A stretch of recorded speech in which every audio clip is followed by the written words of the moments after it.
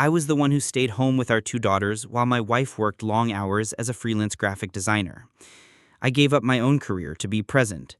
Morning school drop-offs, dance recitals, bedtime stories, weekend crafts. I felt proud of the life we built. I believed she appreciated it. Gradually, something changed. She began working odd hours, even weekends, often traveling for client meetings she denied telling me about. She stopped talking to me about her days. She became secretive. Phone always locked, calls taken in private. When I asked, she said I was paranoid, insecure. I didn't argue. I trusted her. Then, without warning, she filed for divorce. And worse, she asked for full custody. She painted me as emotionally unstable, saying I was too depressed, too controlling, and lacked financial independence. She claimed our girls needed proper stability and structure, insinuating I couldn't provide it. It felt like a dagger through everything I'd done for almost 2 years. I had almost no savings.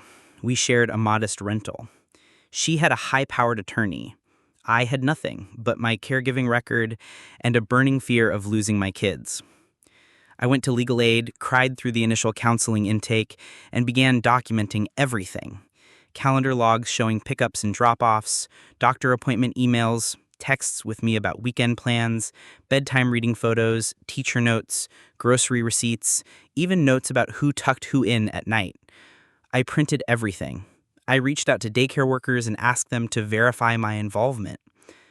Court day arrived, and I'll never forget how cold it felt in the courthouse hallway.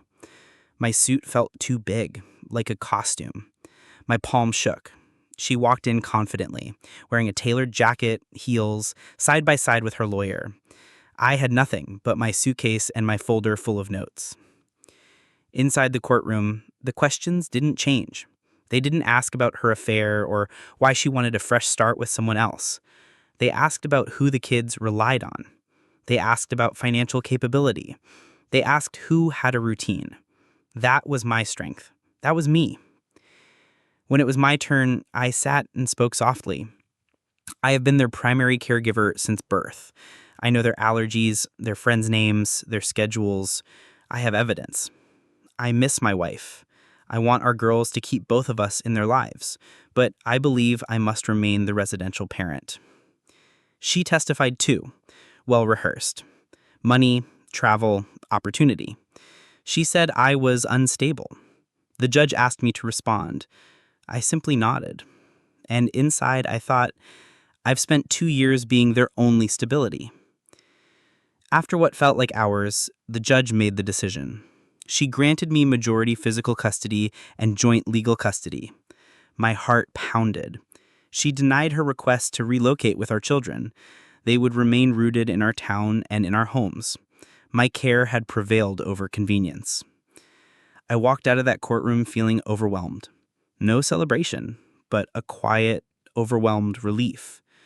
All the hours spent cooking, cleaning, loving them mattered. I hadn't won money or possessions. I'd won my girls, and that felt like everything. A year later, mornings are still early and messy, but good. I drink cold coffee while balancing work from home calls with school pickup. I still miss her, and sometimes resentment wells up. But watching my daughters laugh, knowing they still have Saturday mornings with me, that's enough reason to stay.